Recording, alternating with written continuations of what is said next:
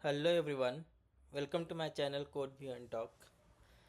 Today in this video, I am going to make another scenario based questions, and this video is going to be in continuation of my previous video where I have discussed about basic authentication and authorization in a Spring Boot project. And in this video I will be discussing about how we are going to do role based authentication and authorization, like JWT token based authentication and role based authorization. So the question is, you are given a scenario where you want to authenticate users so that they can access the APIs. So how will you implement authentication and authorization in Spring Boot application, and what configuration would you add to secure the endpoints? So this is the questions, and this can be applicable to any of the project you are making. Here I have taken example of library management, but in real time if you work on any of the project you will have authentication and authorization. So this is going to be very important, and this is most oftenly asked in the interview as well, that how are you authenticating your users and how are you authorizing your users to access the endpoints or your resources. So in this video I'll be discussing what all configuration will be needed in order to do the implementation in the project. I'll just discuss a step by step process and code as well, and then I'll give you the demo, like when we log in, are we getting that authenticated user result, or are we getting that token back, and then with that token and the role, are we able to access that resource or API or not. So let's get started with the code. So now I'll move to IntelliJ. So this is the project. I'll be discussing more about what file you need to write and what steps you need to write in order to implement authentication and authorization. So I'll just start with pom.xml.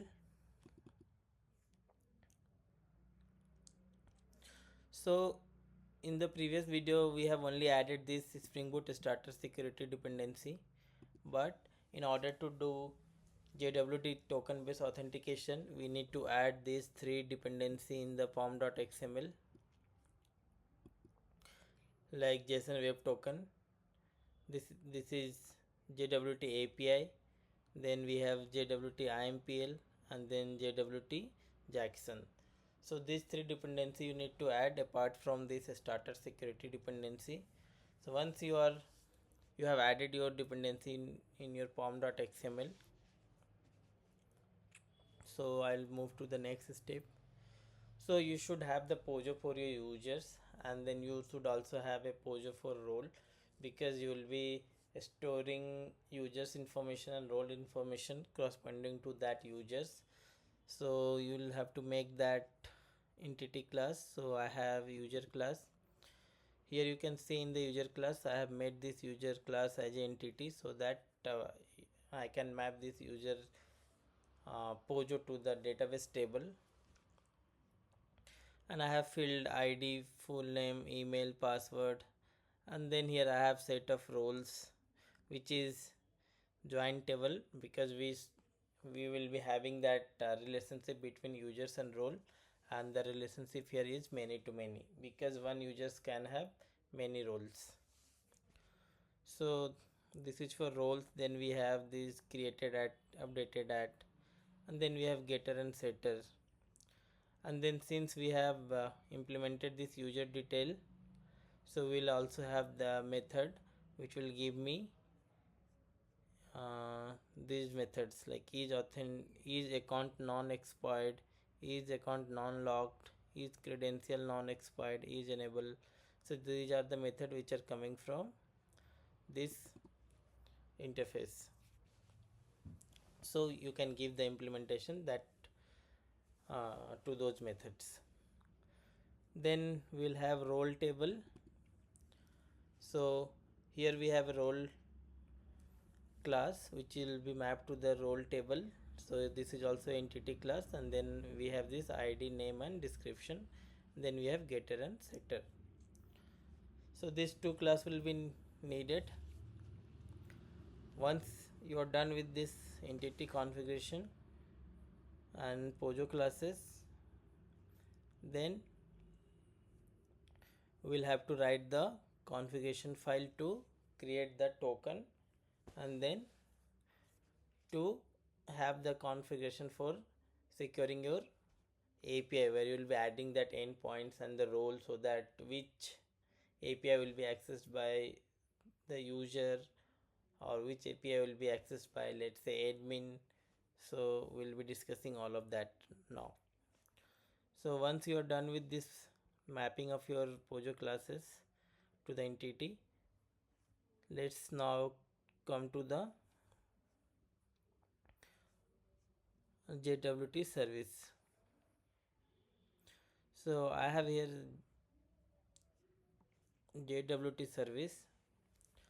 So here you see I have JWT expiration and secret key.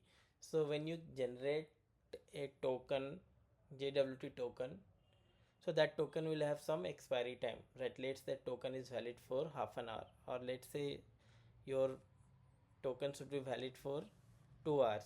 So that time you can configure, and then you will have a secret key, because you will be needing a secret key in order to generate that token. So that secret key you can access. So these two property will be adding in the application.properties, and we will be reading from there.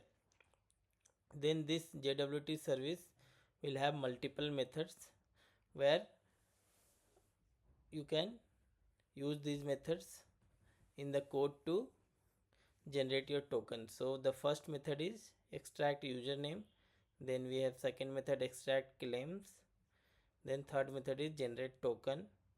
So this will generate your token, and here you see we are setting that authority is nothing but your roles that you are setting while building token, so that token has the roles.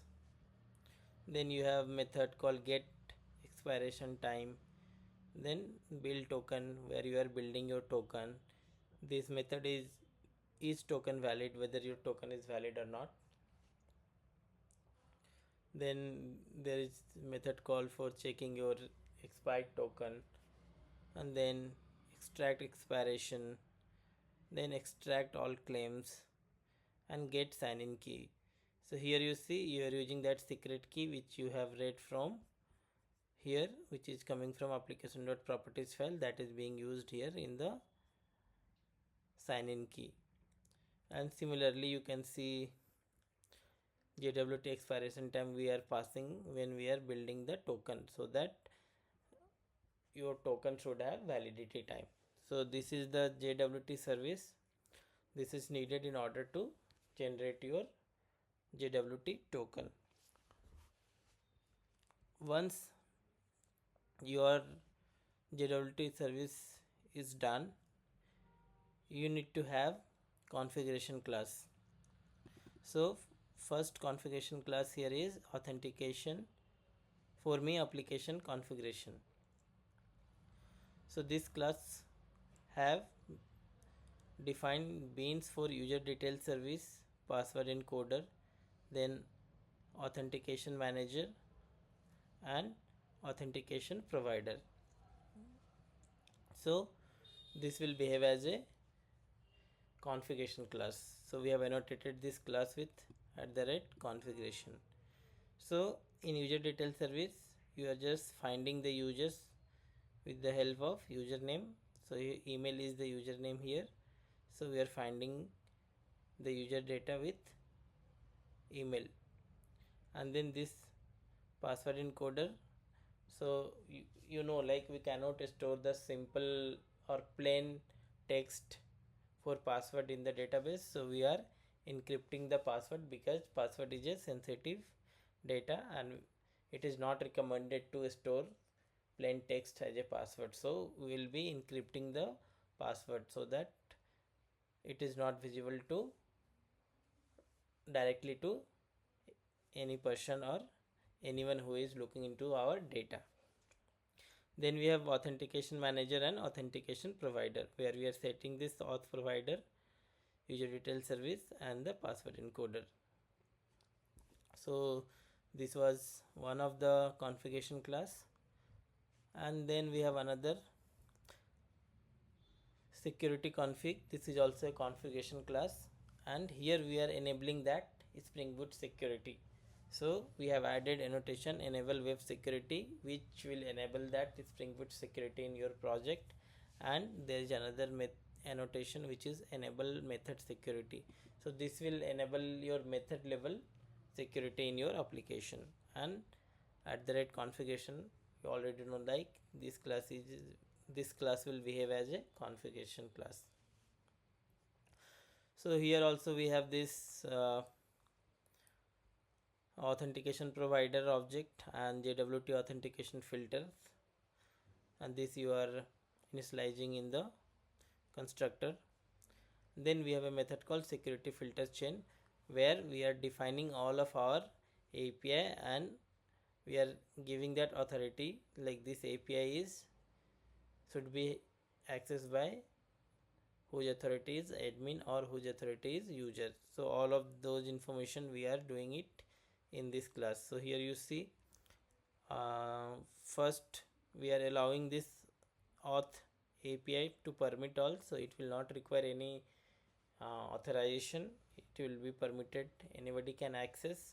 But the second API and third API, that has to be the first API books by author should only be accessed by whose authority is admin, and API book should only be accessed by whose authority is user.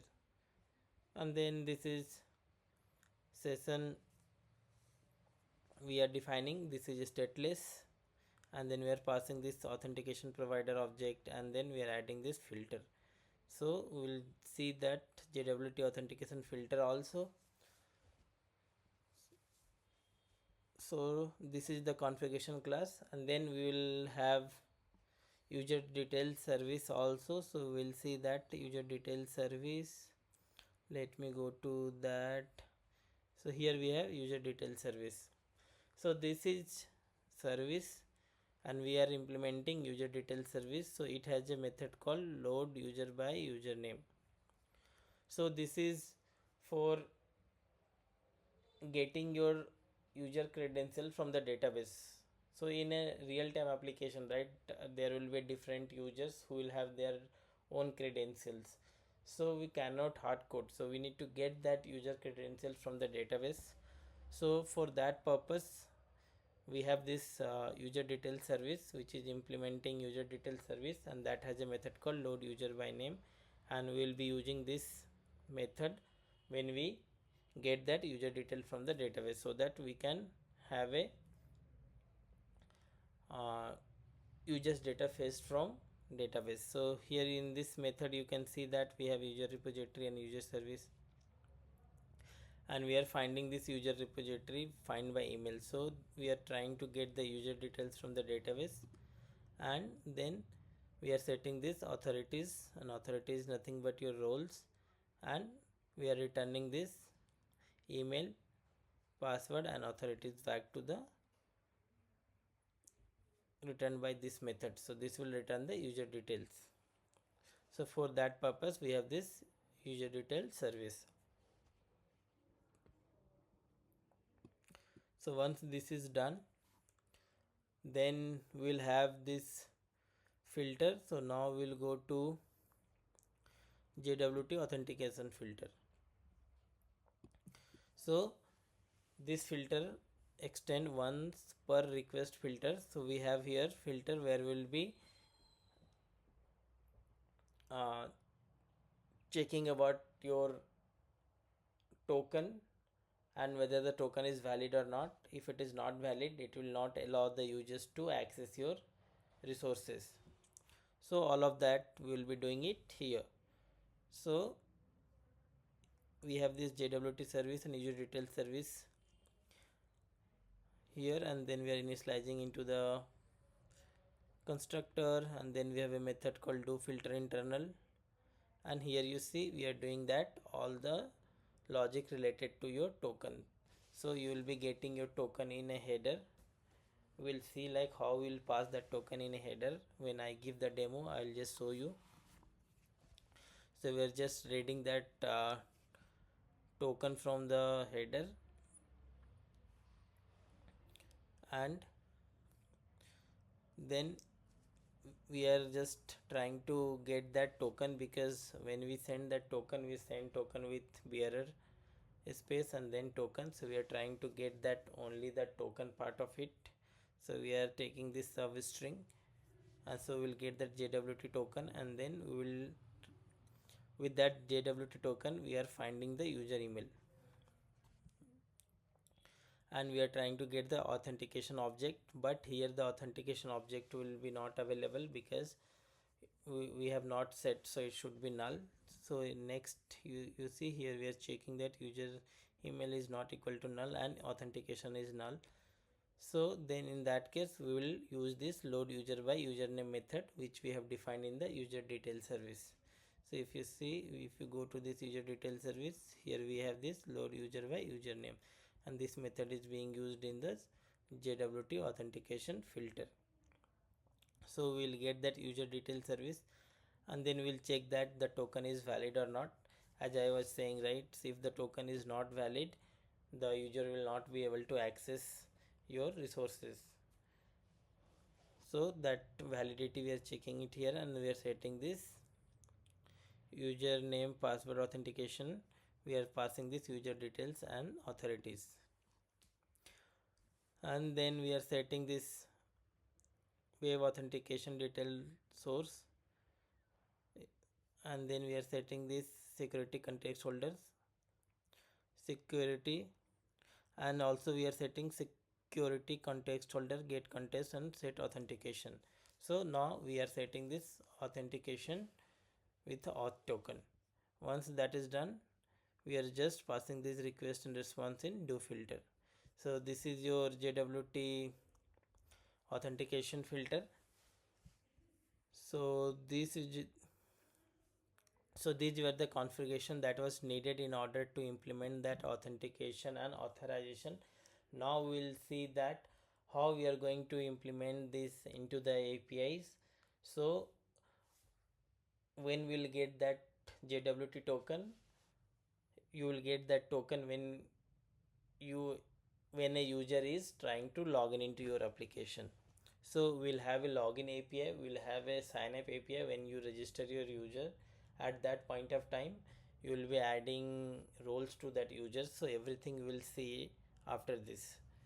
Till this part, it was all about the configuration in order to implement that authentication and authorization. Now we'll see that application, like how we are going to implement in the API, and how we are going to access the API based on the rules, and when the user logs in, like user is getting a token or not. So all of these now we'll see in.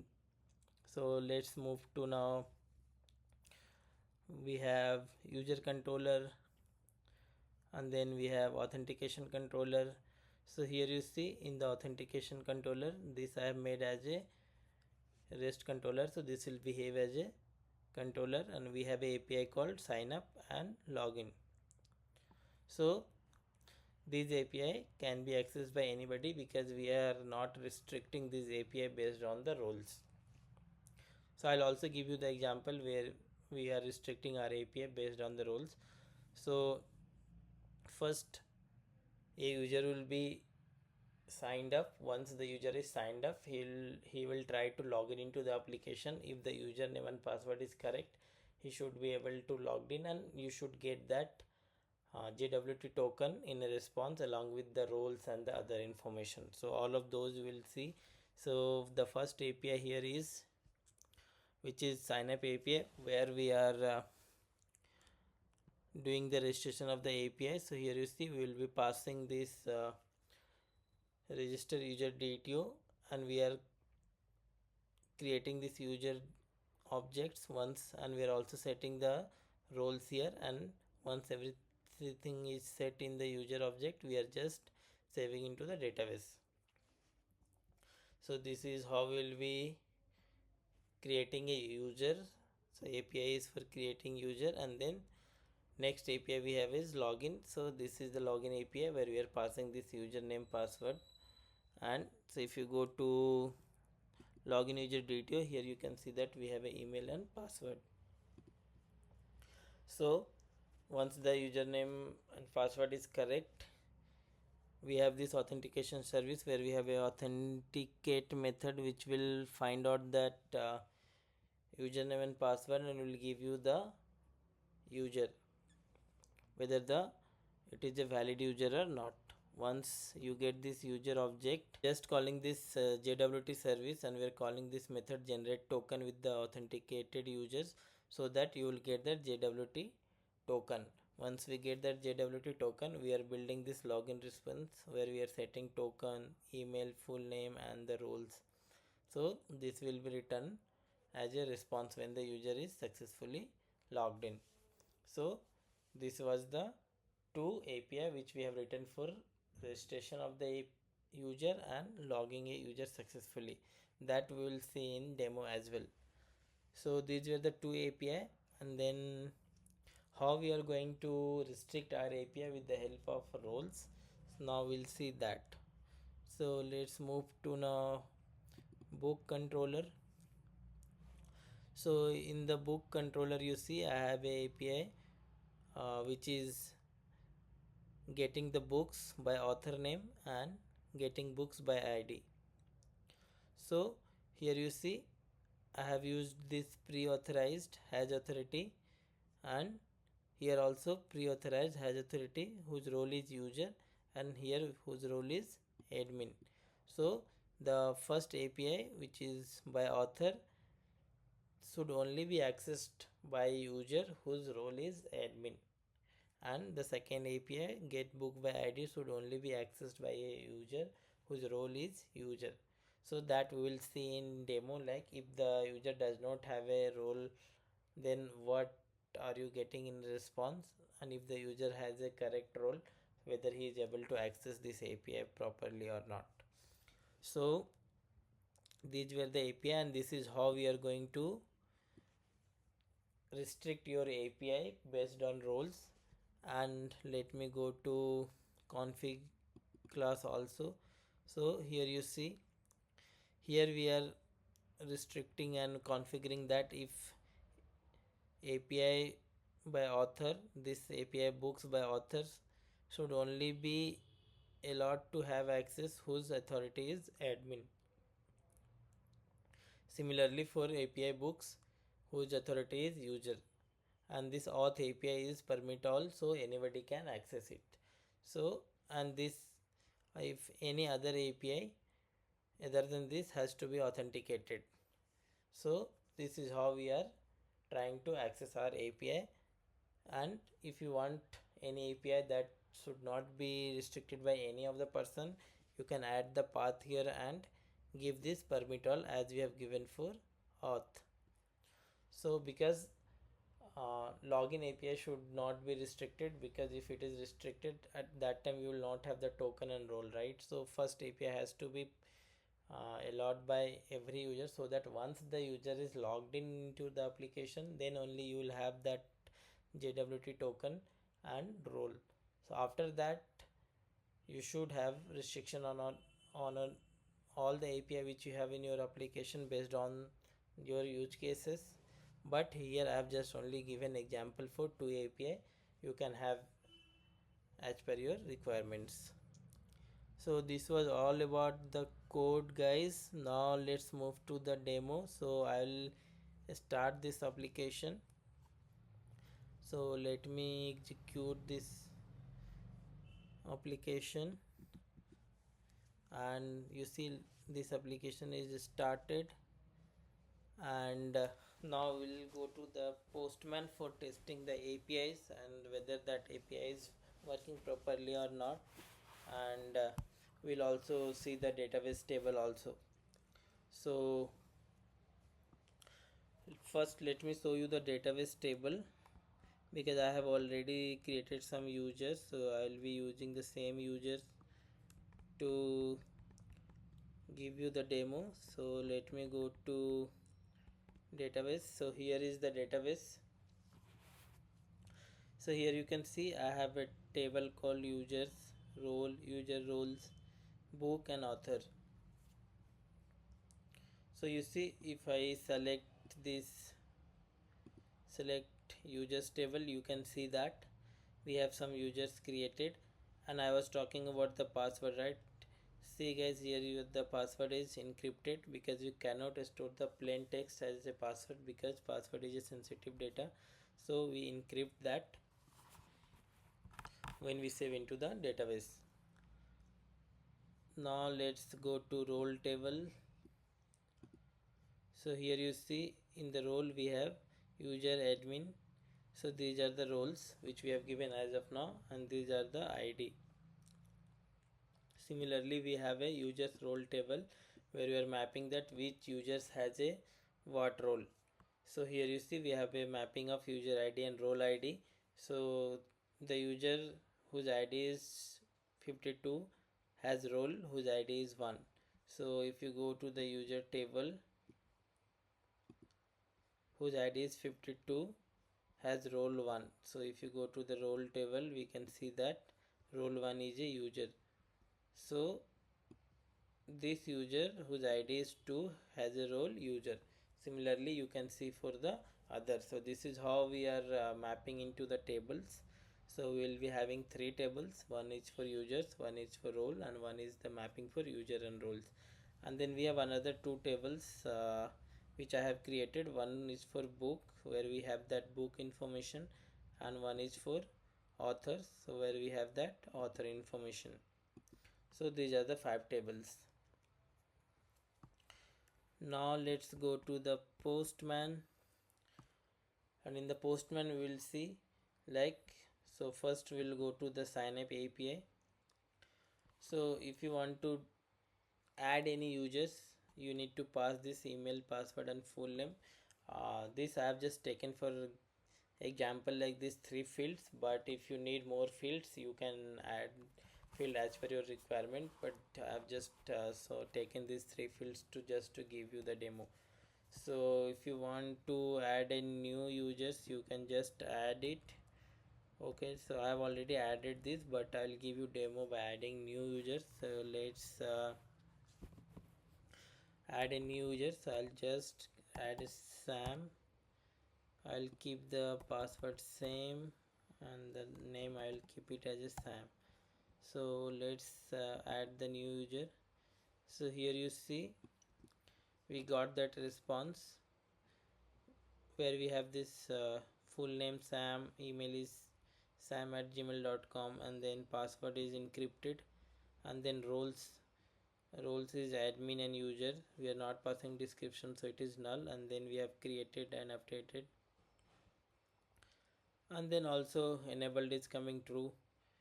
Then you have this credential non-expired, account non-locked, account non-expired, this value which we have added in the users table, guys. You uh, implemented this user detail which provided this method with, so those things are coming in a response.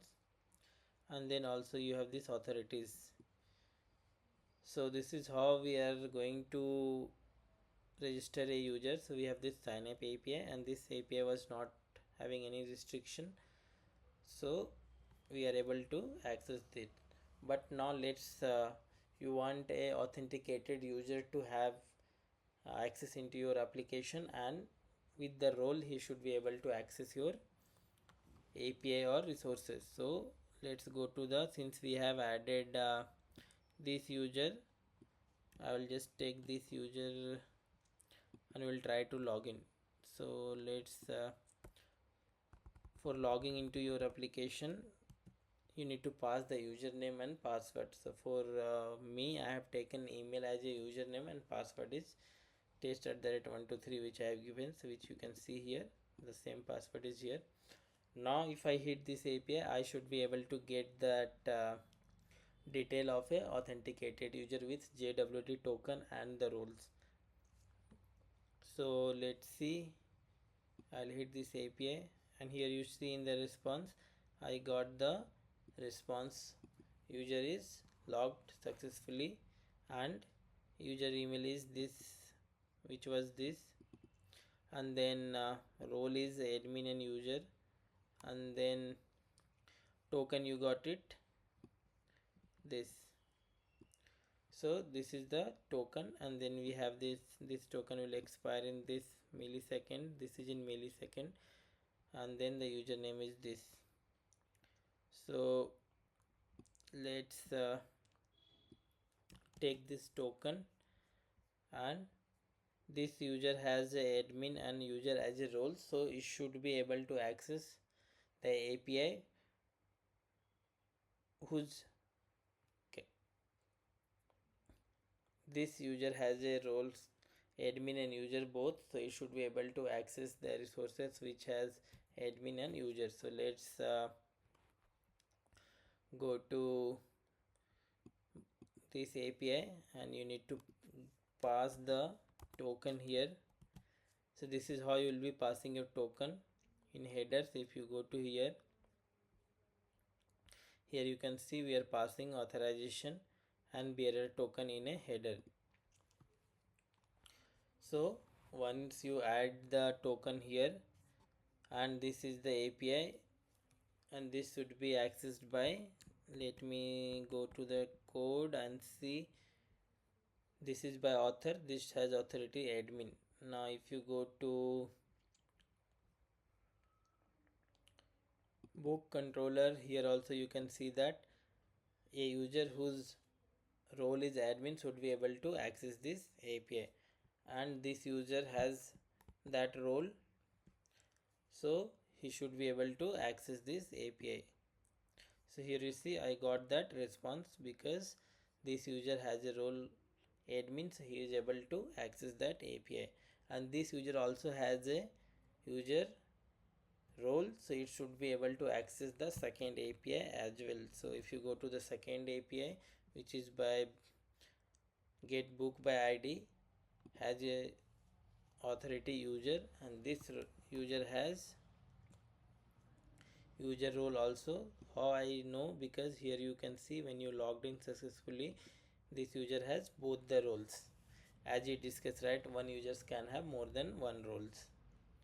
So if you go to this, I'll first copy the token again,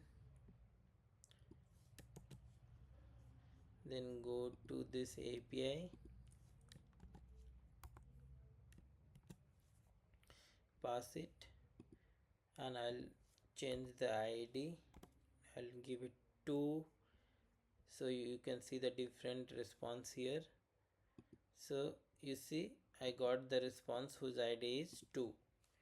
So this API is also working, and we are able to get the response properly.